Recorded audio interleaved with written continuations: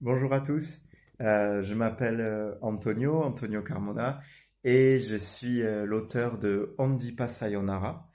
Je vous fais une petite vidéo depuis la France pour vous raconter un peu l'histoire de Ondipa Sayonara. Ondipa Sayonara, c'est l'histoire d'une fille moitié française, moitié japonaise qui s'appelle Élise.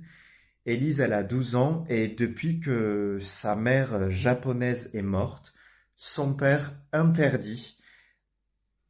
qu'on convoque le Japon dans la maison, c'est-à-dire interdit de reparler le japonais, interdit de lire des mangas, de regarder des animés, de manger de la nourriture japonaise, et surtout, interdit de parler de maman. Ça rend cette petite fille bien sûr très triste, jusqu'à ce qu'elle fasse la rencontre de celle qui deviendra sa meilleure amie, Stella, qui est une ado de 12 ans aussi, très excentrique, un peu faux-folle, et qui est surtout fan de Naruto.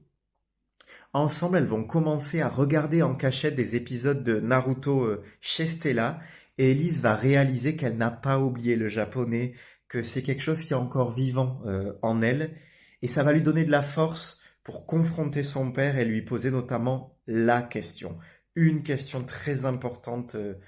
sur sa mère.